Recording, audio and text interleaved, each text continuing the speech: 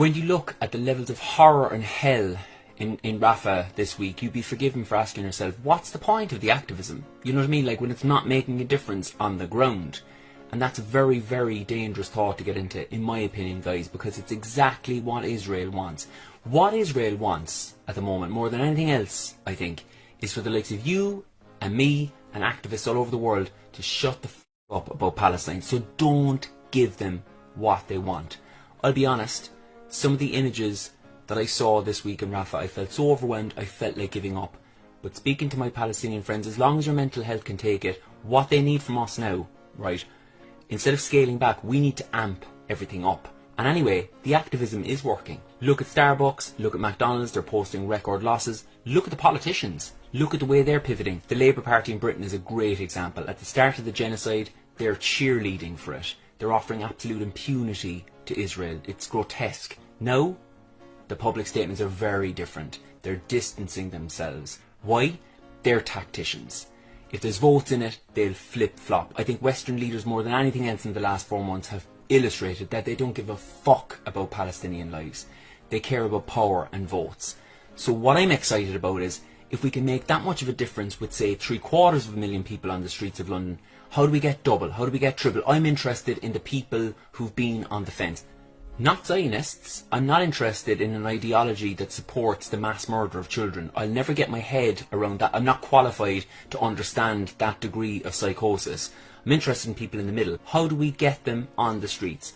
There are people in the middle, I would imagine, who have been fed the propaganda from the Zionist side. You know, to those people I'd say, turn off your local news, turn off CNN, turn off BBC just for an hour, just for a few minutes, and turn on Al Jazeera. Ask yourself, when you look at the other side, have you been lied to? Is there more to it? There's remedies for everyone in the middle, in my opinion.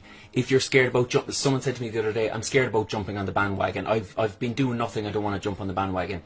Every Palestinian I've spoken to anyway would just like you to get off the fence. They'll actually offer you a hand to come onto the bandwagon. It's just numbers. We just want more people on the street. You'd be made very welcome. Some of the most beautiful, life-affirming experiences of my life have been on Palestinian solidarity marches. Contrary to what the British government would like you to think, rather than being hate marches, they're love-ins. You'll be made so, so welcome. And there'll be people who just want this whole thing to go away. You know, you're just thinking, I just want to go back to posting about my weekends away. I want to turn on the news and not see anything about Gaza.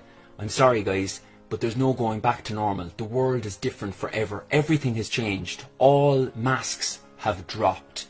There's no way that we can go back to normal after a bunch of people have been live streaming their own genocide and ethnic cleansing for 4 months. And instead of the West intervening, the West has actually been providing the weapons for the genociders to do it. And now, to add insult to injury, some Western leaders are blocking humanitarian aid getting to the desperate victims. So join us on the streets, because we can make a difference. Let's see 3 times the numbers, because if we get the numbers to just completely explode, you can be part of a movement that saves lives and brings these fucking bastards to justice. A friend of mine, Omar from Gaza, said, you know, tell the West if you get a chance, even if they don't care about us, it could be them next.